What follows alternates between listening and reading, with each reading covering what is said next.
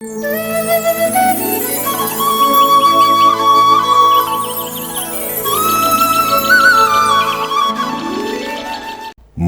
மழையில் நனைய மனமகிழ்வோடு உங்களை வரவேற்கிறோம். தரித்திரருக்கு சுவிசேஷம், திருச்சபைக்கு சத்தியம், இந்த இரண்டையும் இரண்டர கலந்து உங்களுக்கு வழங்குவதிலே மிகுந்த மகிழ்ச்சி அடைகிறேன். உங்கள் காதுகளை கடன் கொடுங்கள், கருத்தாக நீங்கள் கவனியுங்கள். செய்திக்கு பிறகு உங்களுடைய ஜெப குறிப்புகளை எங்களுக்கு தெரியப்படுத்துங்கள். திருமறை சார்ந்த ஆலோசனைகள் உங்களுக்கு தேவை என்றால் எங்களுக்கு அவற்றையும் நீங்கள் தெரியப்படுத்துங்கள்.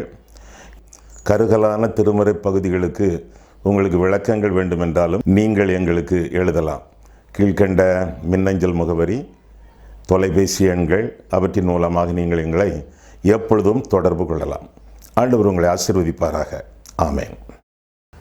மன்னா மழையில் நனைய மீண்டுமாக உங்களை அன்புடன் வரவேற்கிறேன். பரிசுத்த வாழ்க்கை என்பது நாம் இஷ்டப்பட்டு தெரிந்து கொள்ளக்கூடிய ஒரு வாழ்க்கை அல்ல. நம்முடைய தலையின் மேல் விழுந்த கட்டாய கடமை. காரணம், பரிசுத்தமின்றி ஒருவரும் தேவனை தரிசிப்பதில்லை என்று சொல்லி நாம் வேதத்திலே வாசிக்கிறோம். எனக்கு 3 பிள்ளைகள், எனக்கு 3 பேரப்பிள்ளைகள். அவர்கள் கிளிப்பிள்ளைகள் அல்ல, அவர்கள் கீழ்ப்படியக்கூடிய பிள்ளைகள். ஒரு காரியத்தை சொன்னால் உடனே செய்வார்கள். இப்போ நான் வெளியே போகிறேன், கொஞ்சம் நேரம் கழித்து வருவேன், சீக்கிரமாக அதை செய்திருங்க என்று 2 தடவை சொன்னால் சீக்கிரம் செய்திரும்பா என்று சொல்வார்கள். அந்த வேலையை ஆரம்பிக்க முற்படுவார்கள். வீட்டை விட்டு வெளியே போவதற்கு முன்பு கடைசியில் ஒரு தடவை சொல்லுவேன், அதை சீக்கிரமாக செய்திருங்க, நான் வந்த உடனே அது ரெடியாக இருக்கணும் என்று சொல்லி அந்த குறிப்பிட்ட வேலை சொன்னால் என் கண் முன்னாலேயே செய்ய ஆரம்பித்து விடுவார்கள். என் அப்பா ஒரே காரியத்தை 3 தடவை சொல்லியாச்சு.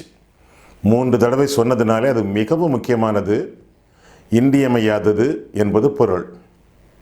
பரிசுத்தம் என்ற வார்த்தை வேதத்திலே 1066 தடவை காணப்படுகிறது. 1066 தடவை பரிசுத்தம் என்ற சொல் வேதத்தில் விளங்குகிறது என்றால் பரிசுத்த வாழ்க்கை எத்தனை முக்கியமானது, எத்தனை இன்றியமையாதது என்று சொல்லி வேதத்திலிருந்து நாம் தெளிவாக விளங்கி கொள்ளலாம். பரிசுத்த வாழ்க்கை, மீண்டும் சொல்கிறேன், நாம் இஷ்டப்பட்டு தெரிந்து கொள்ளக்கூடிய ஒரு காரியம் அல்ல, நம்முடைய தலையின் மேல் விழுந்த கட்டாய கடமை. நம்மை படைத்தவர் அழைத்தவர் பரிசுத்தர் என்பதினாலே, பரிசுத்தர் பரிசுத்தர் பரிசுத்தர் என்பதினாலே நம்முடைய நடத்தைகள் எல்லாவற்றிலும் நம்முடைய தெய்வத்தை நாம் பிரதிபலிக்க வேண்டும். பரிசுத்தமாக இந்த உலகத்திலே வாழ வேண்டும். பரிசுத்தமின்றி நாம் ஜெபிக்க முடியாது, பரிசுத்தமின்றி நாம் ஆராதிக்க முடியாது, பரிசுத்தமின்றி நான் பிரசங்கிக்க முடியாது, பரிசுத்தமின்றி ஆண்டவருக்கு காணிக்கை கொடுக்க முடியாது, பரிசுத்தமின்றி ஆண்டவருக்கு ஊழியம் செய்ய முடியாது, பரிசுத்தமின்றி ஆண்டவருக்கு எடுத்த கட்டட திட்டங்களில் ஈடுபட முடியாது, ஆண்டவரை வரவேற்கவும் முடியாது, இந்த உலகத்தில் நான் வாழவும் முடியாது, ஆண்டவரை ஒரு காலத்தில் வரவேற்கவும் முடியாது. பரிசுத்தமின்றி ஒன்றுமே செய்ய முடியாது என்று சொல்லி வேதத்திலிருந்து நாம் விளங்கிக் கொள்கிறோம். பரிசுத்தம் என்பது பரவசம் அல்ல, பரிசுத்தம் என்பது பயன்படுதல் அல்ல, பரிசுத்தம் என்பது பரிசுத்த ஆவியானவரை பெற்றிருத்தலும் அல்ல, பரிசுத்தம் என்பது பரிசுத்த ஆவியானவருடைய வரங்களை நான் வைத்திருத்தலும் அல்ல. அப்படின்னா பரிசுத்தம் என்றால் என்ன? பரிசுத்தமாக இந்த உலகத்திலே நாம் ஜீவிப்பது எப்படி என்பதைத்தான் இந்நாட்களில் நாம் பார்க்க போகிறோம். அதற்கு முன்னால் உங்களிடத்தில் ஒரு கேள்வி. ஒரு விசுவாசி பாவம் செய்வாரா? செய்ய மாட்டாரா? ஒரு விசுவாசி பாவம் செய்வாரா? நீங்கள் ஒரு விசுவாசி பாவம் செய்வீங்களா? Can a believer, will a believer commit sin? ஒரு விசுவாசி பாவம் செய்வாரா, செய்ய மாட்டாரா? ஒரு ஆள் சொன்னாரே பாளையங்கோட்டையில் பொதுக்கூட்டத்தில் அவர் பேசிக்கிட்டு இருக்கும்போது, நான் 1982 ரட்சிக்கப்பட்டேன், அபிஷேகமும்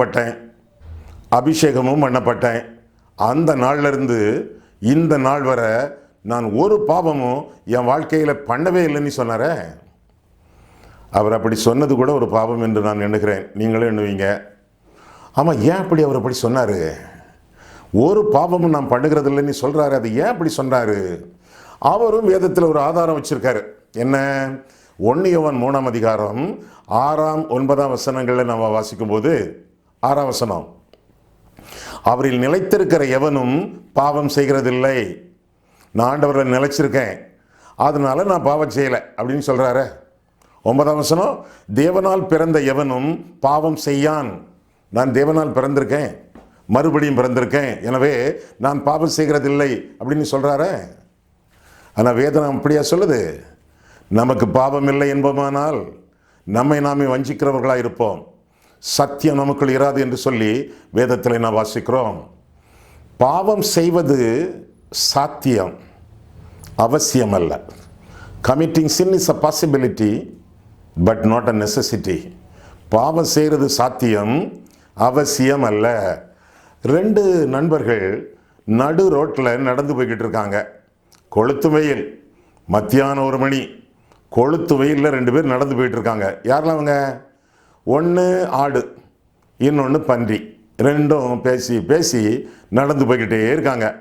முன்னால் பயங்கர உருமலோடு ஒரு லாரி வருது. அதை பார்த்த உடனே 2ம் பயந்து போய் பக்கத்தில் கிடந்த சாக்கடையில் துள்ளி குதிச்சிடுது. லாரி கடந்து போகுது, சாக்கடையை விட்டு ஆடு வெளியே வருது, மரத்தில் உரசுது, புல்தரையில் புரளுது, சுவரில் உரசுது. தன்னை நல்லா க்ளீன் பண்ணிக்கிட்டோம் அப்படின்னு நினச்சி பன்றியை பார்த்து கூப்பிடுது. அது இன்னும் சாக்கடையில் தான் கிடக்குது. அண்ணே வாங்கண்ணே போவோம் அப்படின்னு கூப்பிடுது.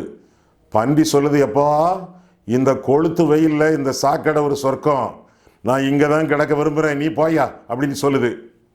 ஒரு விசுவாசி ஆட்டை போன்றவன். பாவத்தில் விழலாம், விழணும்னு அவசியம் இல்லை. விழுந்தாலும் பாவத்தை விட்டு எழும்புவான், துள்ளுவான், துடிப்பான், தூயருடைய இரத்தத்தில் தன்னுடைய வாழ்க்கையை கழுவிக்கொள்வான், பழைய பரிசுத்த வாழ்க்கைக்கு வந்துடுவான். ஆனால் அவிசுவாசி அப்படிப்பட்டவன் அல்ல. அவன் பன்றியை போன்றவன். பாவத்தில் விழுவான், விழுந்தால் எழும்ப மாட்டான், யார் எழுப்பி விடட்டான்னு சொன்னாலும் வேண்டான்னு சொல்லிடுவான். ஒரு விசுவாசி ஆட்டை போன்றவன், ஒரு அவிசுவாசி பன்றியை போன்றவன். எப்படி வாழ்கிறீங்க? விசுவாசியாக வாழ்கிறீங்களா? அந்த ஆட்டை போல வாழ்கிறீங்களா? அல்லது அவிசுவாசியாக ஜீவிக்கிறீங்களா? பன்றியை போல எப்போ பார்த்தாலும் எப்பொழுதும் சாக்கடையிலே விழுந்து விழுந்து புரண்டு புரண்டு வாழ்ந்துக்கிட்டு இருக்கீங்களா? பாவம் செய்கிறது சாத்தியம், ஆனால் அவசியம் அல்ல. நாம் பாவம் செய்யாமல் பரிசுத்தமாக வாழ வேண்டும் என்பது தேவனுடைய சித்தமாக இருக்கிறது.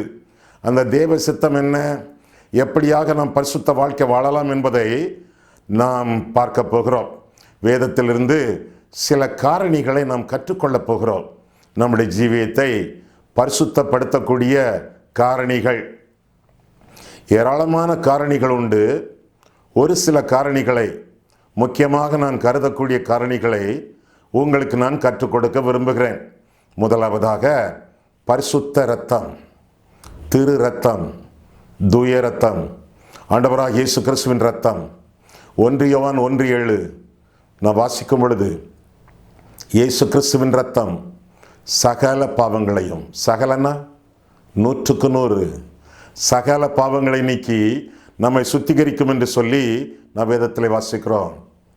அந்த சுத்திகரிப்பை, அந்த பாவ மன்னிப்பை, அந்த ரட்சிப்பை விசுவாசத்தோடு நம் வாழ்க்கையிலே நாம் சொந்தமாக்கி கொள்கிறோம். இயேசு கிறிஸ்துவின் ரத்தம். நீங்கள் எந்த பாவம் செய்தவர்களாக இருந்தாலும் சரி, ஐயா இந்த பரிசுத்தாவிக்கு விரோதமான பாவம் மன்னிக்கப்படாதுன்னு சொல்கிறாங்களே, வேதம் சொல்லியிருக்காமே.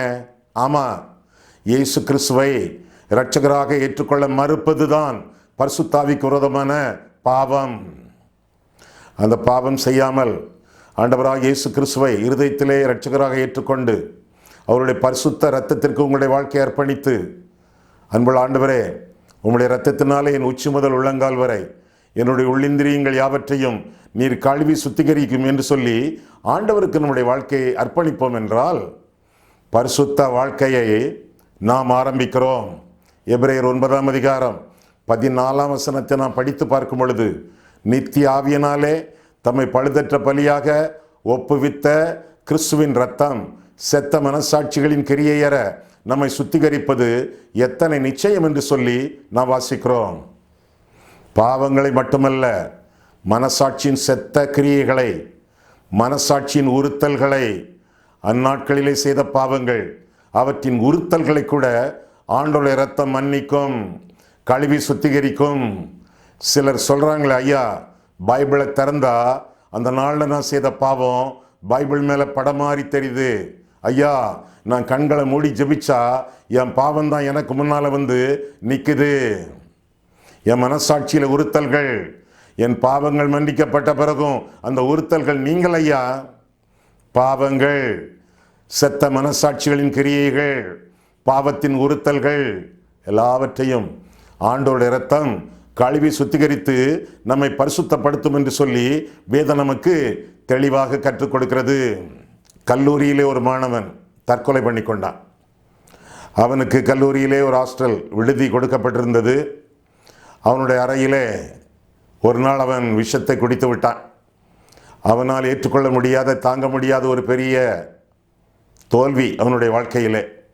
இந்த தோல்வியோடு நாள்தோறும் துவண்டு வாழ முடியாது என்று எண்ணி, அவனுக்கு அதிக பணம் கைவசம் இல்லாததினால் குறைந்த பணத்திலே ஒரு கிராமத்துக்கு போய் பயங்கரமான ஒரு விஷத்தை வாங்கி கொண்டு வந்து தன் ரூமுக்கு வந்து அதை குடித்து விட்டு கதவை உள்ளே தாழ்பால் கொண்டி போட்டுக்கொண்டான். விஷம் வயித்தை அறுக்கிறது. துடிக்கிறான், கொஞ்சம் கொஞ்சமாக முனகுகிறான். பக்கத்து ரூமில் இருந்த ஒரு பையன், என்ன முனகல் சத்தம் கேட்கிறதே, அதுவும் பக்கத்தில் கேட்கிறது என்று தன்னுடைய கதவை திறந்து கொண்டு வெளியே வெராண்டாவில் நின்று அங்குமிங்கும் பார்க்கும் பொழுது அவனுடைய அறைக்கு அடுத்த அறையில் தான் இந்த முனகல் சத்தம் கேட்கிறது. அங்கே எந்த பையன் வாழ்கிறான், அவனுடைய பெயர் என்ன என்று அவனுக்கு தெரியும். கதவை தட்டுகிறான். கதவை தட்டி, கதவை தர என்ன ஆச்சு என்று கேட்கிறான். உள்ளே இருந்த வாலிபன், விஷத்தை குடித்த வாலிபன் சொல்கிறான், நான் விஷத்தை குடிச்சிருக்கேன், கொஞ்ச நேரத்தில் நான் செத்து போவேன். விஷத்தை குடித்து 2-3 மணி நேரம் ஆச்சு. எனக்கு வாழ்க்கையில் ஒரு பெரிய தோல்வி ஏற்பட்டு விட்டது. இந்த தோல்வியோடு நான் துவண்டு என்னால் வாழ முடியாது. எனவே நான் விஷத்தை குடித்து விட்டேன். யாரும் என்னை காப்பாற்ற முயற்சிக்க வேண்டாம். என் கையில் ஒரு கத்தியை கூட நான் வைத்திருக்கிறேன். கதையை யாராவது உடைத்து கொண்டு வந்தால் அந்த கத்தியால் என்னை குத்தி கொண்டே செத்து போவேன். நான் சாக விரும்புகிறேன், என்னை சாக விடு, யாரிடத்திலும் சொல்லாதே என்று முனகளோடு சொன்னான். வெளியே நின்ற பையன் பயந்து விட்டான். அங்கே இங்கே ஓடினான். எல்லா மாணவர்களிடத்திலும் சொன்னான். வார்டனிடத்தில், சப்வார்டனிடத்தில் சொன்னார்கள். பிரின்சிபாலுக்கு ஃபோன் பண்ணினார்கள், போலீஸ் ஸ்டேஷனுக்கு ஃபோன் பண்ணினார்கள், டாக்டருக்கு ஃபோன் பண்ணினார்கள், தீயணைக்கும் படைக்கும் ஃபோன் பண்ணினார்கள். எல்லாம் பெரிய கூட்டம். சிறிய நேரத்தில் 200-300 பேர் வந்து விட்டார்கள். டாக்டர் வந்தார், அவருக்கு வழி விட்டார்கள். அவர் வந்து கதவை தட்டினார். தம்பி, கதவை தர, நான் மாற்று மருந்து கொண்டு வந்திருக்கிறேன், நீ அதை ஏற்றுக்கொண்டால் நீ பிழைத்து விடுவாய், கதவை தர என்று சொல்லி கதவை வேகமாக தட்டினார். உள்ளே இருந்த வாலிபன் இன்னும் முனகிக் கொண்டே இருக்கிறான். இப்பொழுது அந்த முனகல் சத்தம் சற்று பலவீனமாக காணப்படுகிறது. அவன் சத்தமிடுகிறான், நான் விஷத்தை குடித்து ஏறக்குறைய 4 மணி நேரம் ஆகிவிட்டது. என் கையிலே கத்தியும் இருக்கிறது. நான் சாக விரும்புகிறேன். உங்க மருந்தெல்லாம் எனக்கு வேண்டாம், போங்க, என்னை சாக விடுங்க, நான் சாக விரும்புகிறேன் என்று கத்திக்கொண்டே செத்து போனான். விஷம் குடித்ததினாலே அந்த வாலிபன் சாகவில்லை. வாசற்படியிலே டாக்டர் நின்று தட்டி கொண்டிருந்தார். அவர் கையிலே மாற்று மருந்து இருந்தது. அதை ஏற்றுக்கொள்ளாததினாலே அவன் செத்து போனான். ஒருவேளை இந்த செய்தியை கேட்டுக்கொண்டிருக்கிறீர்களே, நீங்கள் பாவத்தோடு கேட்டுக்கொண்டிருந்தால் உங்கள் கண்களிலே, உங்களுடைய இருதயத்திலே, உங்கள் சரீரத்திலே, உங்களுடைய சிந்தனைகளிலே பாவங்கள் இருந்தால் அதனால் உங்களுக்கு நரகம் அல்ல. ஆனால் உங்கள் இருதயத்தின் வாசற்படியில் நின்று பரம வைத்தியர் ஆண்டவராக இயேசு கிறிஸ்து தட்டி கொண்டிருக்கிறாரே, இதோ வாசற்படியில் நின்று தட்டுகிறேன், ஒருவன் என் சத்தத்தை கேட்டு கதவை திறந்தால் மாற்று மருந்தாகி என்னுடைய இரத்தத்தை கொண்டு வந்திருக்கிறேனே, என்னுடைய இரத்தத்தை ஏற்றுக்கொள்ளாவிட்டால் சாவீர்கள், ஏற்றுக்கொண்டால் பிழைப்பீர்கள், பாவங்கள் மன்னிக்கப்படுவீர்கள், ரட்சிக்கப்படுவீர்கள் என்று தொடர்ந்து ஆண்டவர் நம்மோடு சொல்லிக் கொண்டிருக்கும் பொழுது ஆண்டவரை ஏற்றுக்கொள்வீர்களா? அவருடைய இரத்தத்தை ஏற்றுக்கொள்வீர்களா? பாவ சஞ்சலத்தை நீக்கும் நண்பர் இயேசு கிறிஸ்து, பாவம் போக்கும் ஜீவ நதி ஆண்டவருடைய இரத்தம்.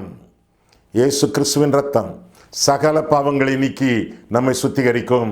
இரத்தத்தை ஏற்றுக்கொண்டால் ரட்சிப்பு, இரத்தத்தை ஏற்றுக்கொள்ளாவிட்டால் உங்கள் பாவங்களிலே சாவீர்கள் என்று ஆண்டவர் சொல்கிறார்.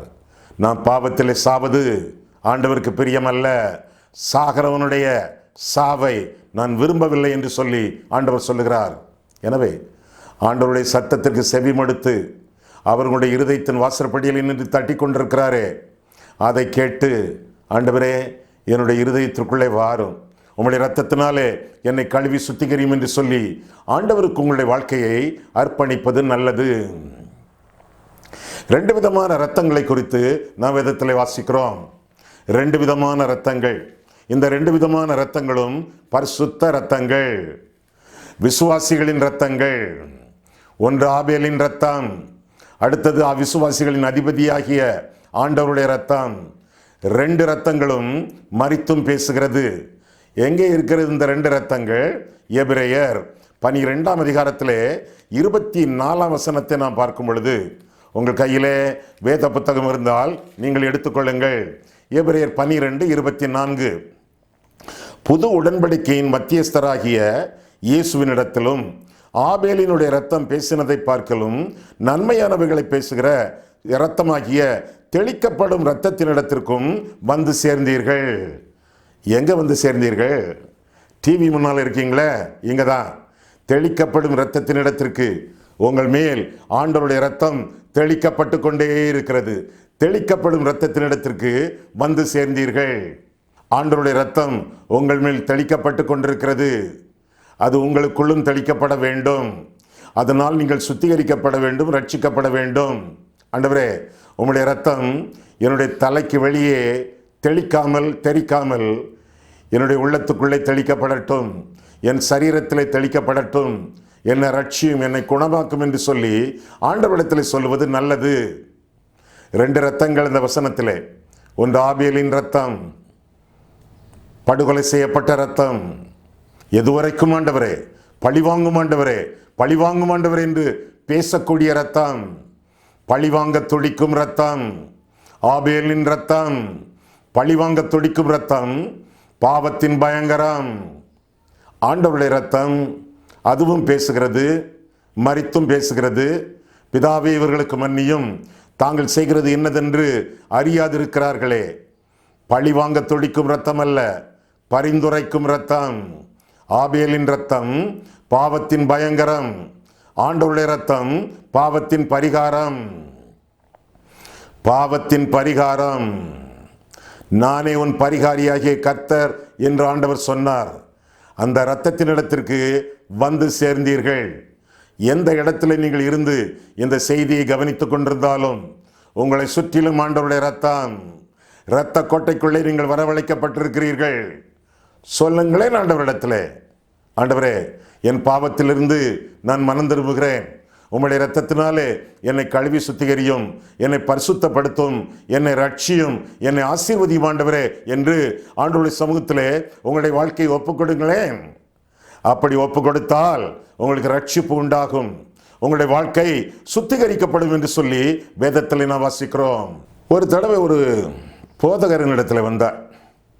ஒரு போதகர் கூட்டத்தில் நான் பிரசங்கம் பண்ணி முடித்துவிட்டு தனித்தனியாக அவர்களை சந்தித்து யாருக்கெல்லாம் ஜெபம் வேண்டுமோ அவர்களோடு சேர்ந்து ஜெபித்து கொண்டிருக்கும் பொழுது ஒரு போதகர் மட்டும், ஐயா, தனியாக நான் பேச வேண்டும், சற்று தொலைவில் போய் பேசலாமா என்று கேட்டார். சரி, வாங்க போவோம் என்று சொல்லி அவரை அழைத்து கொண்டு போனேன். அவர் என்ன சொன்னார் தெரியுமா? பல்லாண்டுகளாக கர்த்தருக்கு பணிவிடை செய்யக்கூடிய போதகர். ஐயா, ஒரு காலத்தில் நான் ஒரு பாவம் செய்தேன் திருமணத்திற்கு முன்பு. அந்த பாவங்களை எல்லாம் ஆண்டவருடைய சமூகத்தில் அறிக்கையிட்டேன். ஆண்டவர் எனக்கு அந்த பாவத்தை மன்னித்தார், ரட்சிப்பின் நிச்சயத்தை கொடுத்தார், பாவ மன்னிப்பின் நிச்சயத்தை கொடுத்தார். அதற்கு பிறகு எனக்கு திருமணமானது. அதற்கு பிறகும் அந்த பாவத்தை நான் தொடர்ந்து செய்யலானேன், தொடர்ந்து செய்து கொண்டே இருந்தேன். மனைவிக்கு தெரியாது, யாருக்கும் தெரியாது, ஆனால் கர்த்தருக்கு தெரியும். அந்த பாவத்தில் தொடர்ந்து இருந்தேன். பாவத்தை செய்து கொண்டு அவ்வப்போது ஆண்டவரிடத்தில் மன்னிப்பு கேட்டேன். ஆண்டவர் சில சமயங்களிலே மன்னித்தது போல தெரிந்தது, சில சமயங்களிலே மன்னியாதது போல தெரிந்தது. அதுதான் எனக்கு இன்றைக்கு பிரச்சனை ஐயா. அந்த பாவத்திலிருந்து ஆண்டவர் எனக்கு விடுதலை கொடுக்க வேண்டும். இன்று வரை நான் செய்த பாவத்தை, அந்த குறிப்பிட்ட பாவத்தை ஆண்டவர் மன்னிப்பாரா ஐயா, மன்னித்தாரா ஐயா என்று கேட்டார்.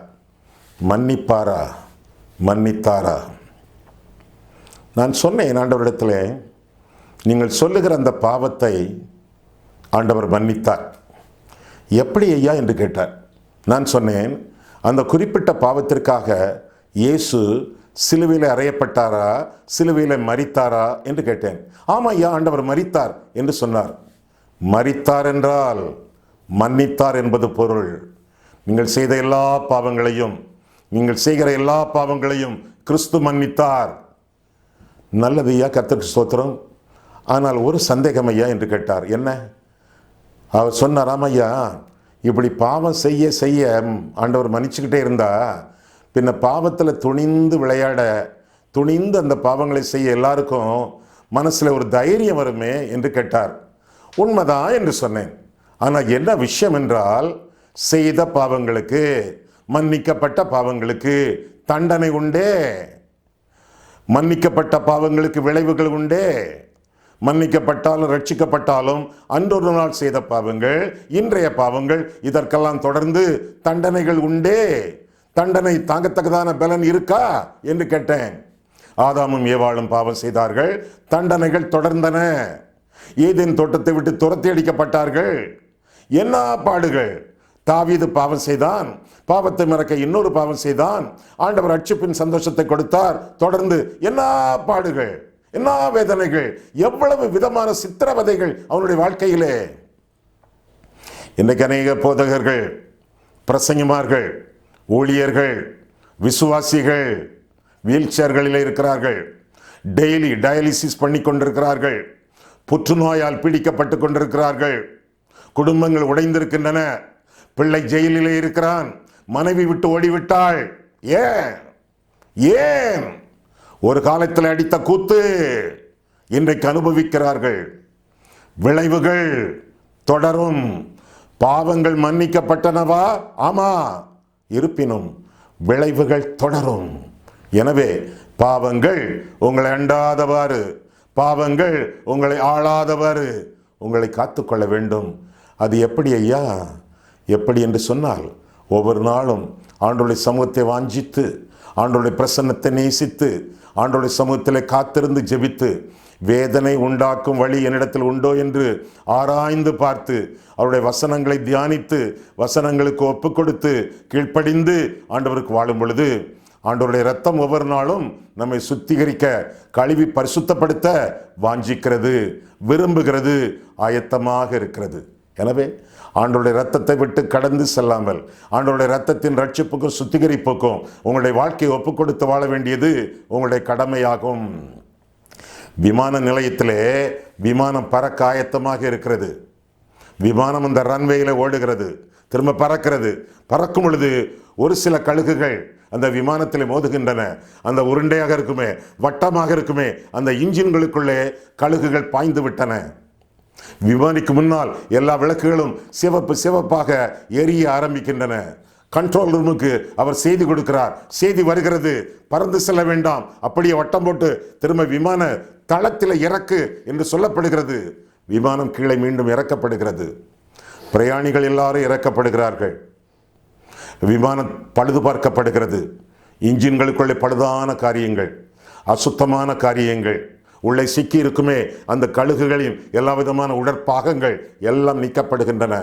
பாட்டா பகுதி பகுதியா விமானத்தின் இன்ஜின்கள் சுத்திகரிக்கப்படுகின்றன. சுத்திகரிக்கப்பட்டு மீண்டும் பொருத்தப்படுகின்றன. சுத்திகரிக்கப்பட்ட நிலையிலே மீண்டும் பறந்து செல்கிறது விமானம். ஒருவேளை ஒரு காலத்தில் நம் ஆண்டவருக்காக பரமண்டலத்தை நோக்கி பறந்து சென்ற ஆட்களாக இருக்கலாம், பறந்து சென்ற விசுவாசிகளாக இருக்கலாம். இன்றைக்கு நம்முடைய நிலைமை என்ன? பரமண்டலத்தை நோக்கி பறந்து சென்று கொண்டிருக்கிறோமா, அல்லது குறிப்பிட்ட ஒரு பாவங்களிலே, பாவ பழக்க வழக்கங்களிலே விழுந்து கிடக்கிறோமா? விழுந்து கிடக்கிறவர்களாக இருந்தால் ஆண்டவருடைய சமூகத்திலே சொல்லுவோம், ஆண்டவரே, என்னுடைய இருதயத்தின் எல்லா பகுதிகளையும், என்னுடைய வாழ்க்கையின் எல்லா நிலைமைகளையும், என்னுடைய சரீரத்தின் எல்லா அங்கங்களையும் உம்முடைய மாசற்ற இரத்தத்தினாலே கழுவி சுத்திகரித்து என்னை பரிசுத்தப்படுத்தும் நீ சொல்லுங்க. அப்படி சொன்னால் ஆண்டவர் உங்களை பரிசுத்தப்படுத்துவார்.